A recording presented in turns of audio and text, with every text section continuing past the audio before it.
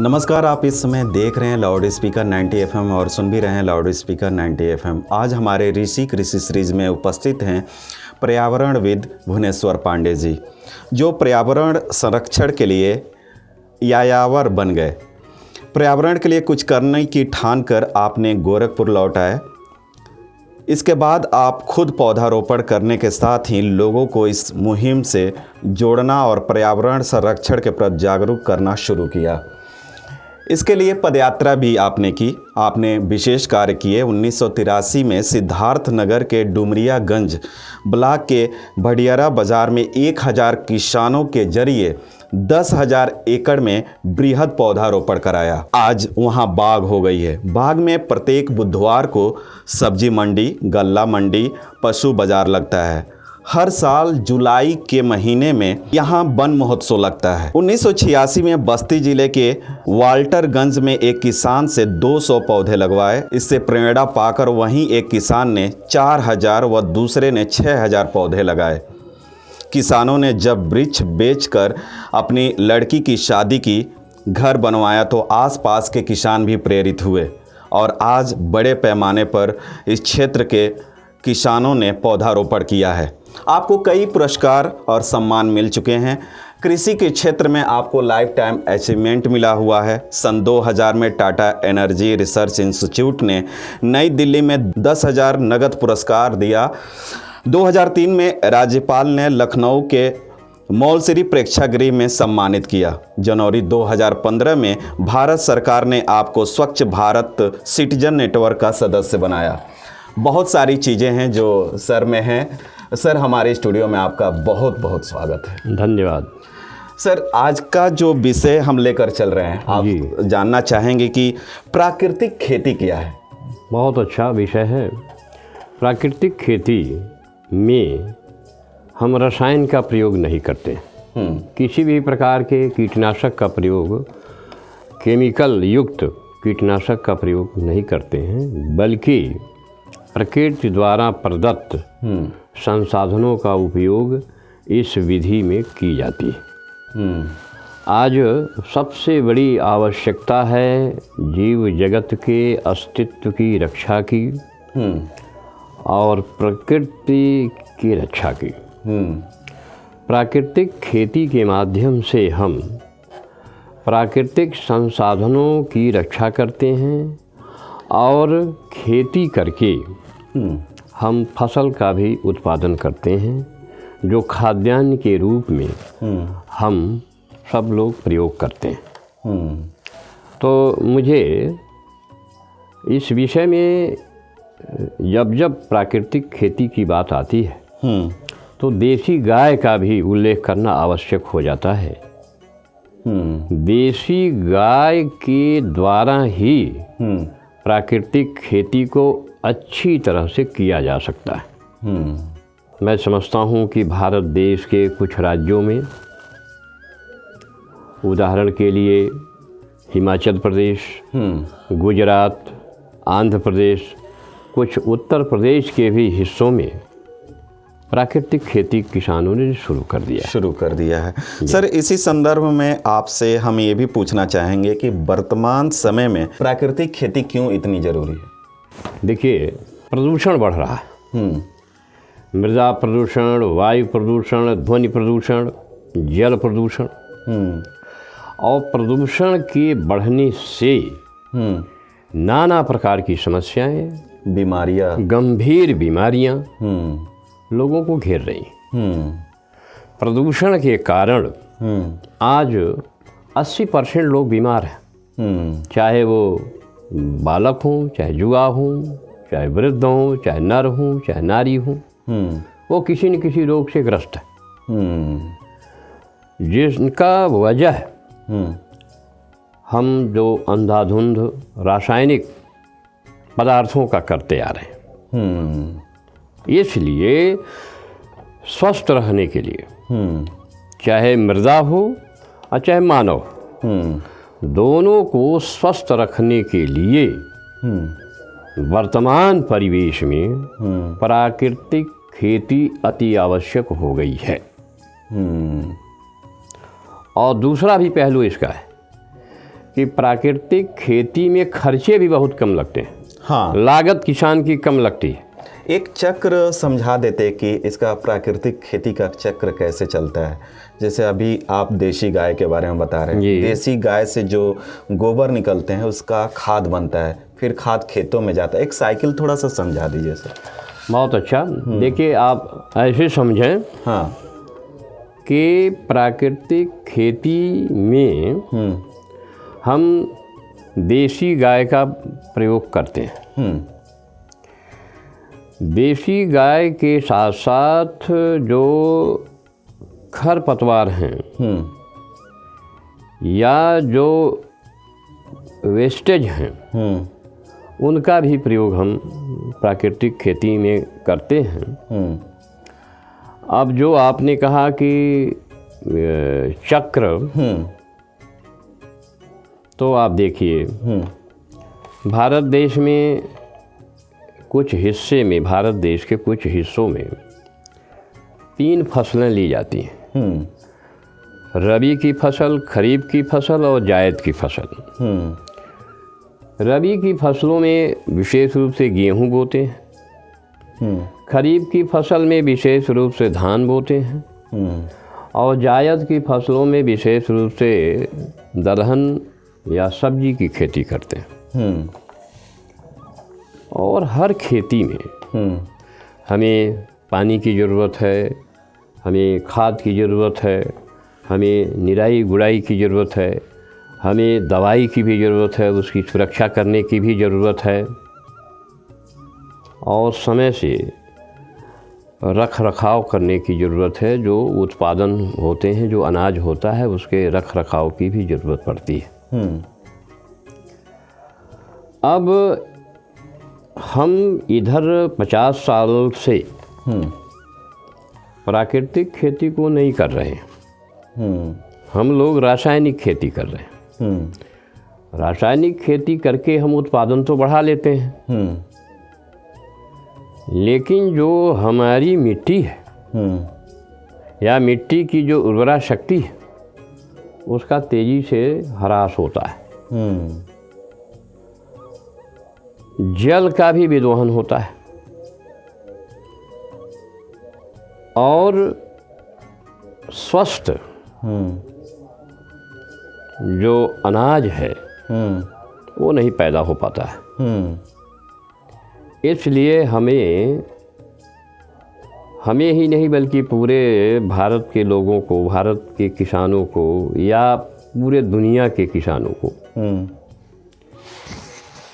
धीरे धीरे धीरे प्राकृतिक खेती की ओर आना चाहिए। अब आपने बड़ा अच्छा प्रश्न ये किया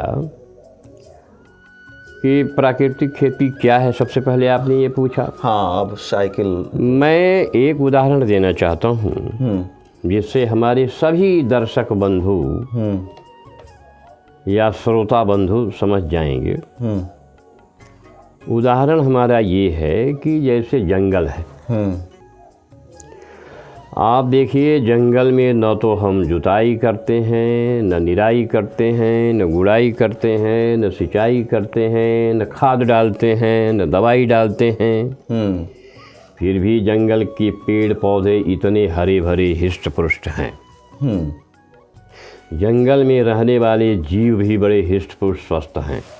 हाँ, और उस जंगल से हमको लकड़ी भी मिलती है, फल भी मिलता है, दवा भी मिलती है, जड़ी बूटी मिलती है, तमाम उद्योगों के लिए रॉ मटेरियल भी मिलता है। हाँ, और बड़ा उपयोगी होता है, बड़ा स्वास्थ्यवर्धक होता है। तो हमने जो कहा कि प्राकृतिक खेती के लिए देसी गाय, देसी गाय हमारे भारत की संस्कृति में, हमारे भारत की सभ्यता में, हमारे भारत देश की समृद्धि में देसी गाय की हमेशा बहुत बड़ी भूमिका रही है। क्यों रही है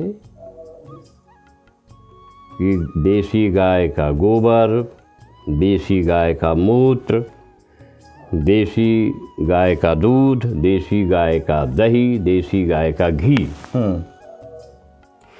ये सब हमारे लिए गुणकारी है, उपयोगी है। और जब हम देसी गाय के गोबर से खाद बनाते हैं तो उसमें सूक्ष्म जीवों का बहुत बड़ा संग्रह हो जाता है।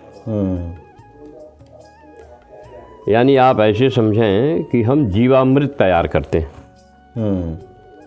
और जीवामृत जो है जीवाणुओं का महासागर है। अब जीवामृत थोड़ा सा मैं विस्तार से बता दूं कि कैसे तैयार करते हैं। प्रायः एक देसी गाय 24 घंटे में 10 किलो गोबर देती है एवरेज। तो गोबर हम लेते हैं 10 किलोग्राम गोबर और 10 लीटर गोमूत्र, 2 किलोग्राम गुड़, 2 किलोग्राम चना, चना का बेसन और 200 ग्राम पीपल या बरगद के पेड़ के नीचे की मिट्टी। इन पांचों को मिला करके एक बड़े ड्रम में, जिसमें 200 लीटर पानी हम रख सकते हों, उसमें मिला करके घोल देते हैं। और जब सब घोल देते हैं, जब सब मिक्स हो जाता है तो हमारा जीवामृत बन के तैयार हो जाता है। इसी जीवामृत का छिड़काव हम खेत में करते हैं और छिड़काव करने के बाद लाखों में नहीं, करोड़ों की संख्या में सूक्ष्म जीव तैयार हो जाते हैं। अच्छा। और यही सूक्ष्म जीव हमारे जो पेड़ पौधे हैं, चाहे वो गेहूं का पौधा हो, चाहे धान का पौधा हो, चाहे चना का पौधा हो, चाहे गन्ना का पौधा हो या सब्जी का पौधा हो, यही जीव उस पौधे के लिए भोजन तैयार करते हैं। यानी प्राकृतिक खेती के विधि में हम मिट्टी में सूक्ष्म जीवों की संख्या बढ़ाते हैं और यही सूक्ष्म जीव पौधे को भोजन उपलब्ध कराते हैं। अच्छा। अगर ये सूक्ष्म जीव न हो तो पौधे को भोजन नहीं मिल पाएगा। हाँ। ये मिट्टी में रहते हैं और मिट्टी से आपको ये बताऊं कि एक पौधे को 16 पोषक तत्व चाहिए और हमारे प्रकृति में ये सभी पोषक तत्व उपलब्ध हैं। हाँ। और मिट्टी के जो पोषक तत्व हैं उनको यही सूक्ष्म जीव भोजन के रूप में तैयार करके पौधे को उपलब्ध कराते हैं और उसी भोजन से पौधा जो है वृद्धि करता है। हाँ। तो आज आवश्यकता ये है कि मिट्टी में या मृदा में सूक्ष्म पोषक जीवाणुओं की संख्या लाखों ही नहीं बल्कि करोड़ों में बढ़ाया जाए। हाँ। और रासायनिक खेती में क्या होता है कि ये जो सूक्ष्म जीव है ये मर जाते हैं। इसी कड़ी में हम आपसे जानना चाहेंगे कि प्राकृतिक खेती तथा रासायनिक खेती में अभी आप उसकी हाँ बिल्कुल क्या बिल्कुल अंतर है, थोड़ा सा इसके अंतर ये है कि देखिए रासायनिक खेती में हम जो भी खाद है या दवा है वो कृत्रिम रूप से तैयार किया जाता है। फैक्ट्रियों में तैयार किया जाता है, कारखानों में तैयार किया जाता है और हम बाज़ार से खरीदते हैं और खेत में डालते हैं। और प्राकृतिक खेती वाले विधि में हमें कोई भी चीज़ बाज़ार से नहीं खरीदना है, वो किसान के घर पर तैयार होता है, बहुत सस्ते में तैयार हो जाता है। इसीलिए इसका एक नाम और है zero budget farming. Zero budget farming, हाँ। और जो उत्पाद है वो बहुत स्वास्थ्यवर्धक होता है। जिसको जैविक खेती इस समय लोग नहीं, जैविक खेती दूसरी चीज़ है। अच्छा। प्राकृतिक खेती दूसरी चीज़ है। बहुत बड़ा अंतर है दोनों में। हाँ। बायो फार्मिंग में और नेचुरल फार्मिंग में बहुत बड़ा अंतर है। अच्छा। मैं इस अंतर को फिर बाद में कभी बताऊंगा। आज हमारे समाज में बड़ा भ्रम है कि बायो फार्मिंग, नेचुरल फार्मिंग दोनों एक ही है। लेकिन ये अलग अलग, ये दोनों अलग अलग है। मैं ये आपको बता दूं कि बायो फार्मिंग में भी ज़्यादा लागत लगती है और उसमें बहुत ज़्यादा गोबर की खाद की ज़रूरत पड़ती है। प्राकृतिक खेती उससे अलग है थोड़ा। प्राकृतिक खेती बहुत अलग है। उसमें कई टन चाहिए प्रति एकड़ में खाद, गोबर की खाद चाहिए। एक लेयर बिछाना पड़ता है। तमाम उसमें लोग उतनी संख्या में पशुपालन नहीं कर सकते। हमारे जो भी लिसनर व्यूअर देख सुन रहे हैं उनको अगर आप बताना चाहें कि प्राकृतिक खेती का क्या लाभ हो सकता है उनके कृषि क्षेत्र में, थोड़ा सा। मैं अपने सम्मानित दर्शकों से निवेदन करना चाहता हूं कि प्राकृतिक खेती को अवश्य अपनाएं, क्योंकि हमारे लिए या पूरे जीव जगत के अस्तित्व की रक्षा के लिए पर्यावरण को बचाना बहुत ज़रूरी हो गया है। स्वास्थ्य को बचाना बहुत ज़रूरी हो गया है और कम से कम खर्चे में खेती करके अधिक से अधिक लाभ प्राप्त करना भी ज़रूरी हो गया है। तो मैं अपने दर्शकों से पुनः एक बार निवेदन करता हूँ कि वो देसी गाय का पालन करें और जीरो बजट फार्मिंग जिसको हम लोग कहते हैं उसको अपनाएं। हम भी स्वस्थ रहेंगे, हमारा परिवार स्वस्थ रहेगा, पूरा समाज स्वस्थ रहेगा और आर्थिक बचत भी होगी। बहुत बहुत धन्यवाद सर हमारे स्टूडियो में आने के लिए और हमारे लिसनर व्यूअर को इतनी महत्वपूर्ण जानकारी देने के लिए। आज के हमारे ऋषि कृषि सीरीज में थे पर्यावरणविद भुवनेश्वर पांडे जी। हमने आज बात की प्राकृतिक खेती पे। काफ़ी आपको ज्ञान भी मिला होगा और आप अगर करना चाहते हैं तो बिल्कुल शुरुआत कर दीजिए। अगले किसी और एपिसोड में होगी फिर आपसे मुलाकात। तब तक दीजिए अपने एंकर रुद्र को विदा। नमस्कार। नमस्कार।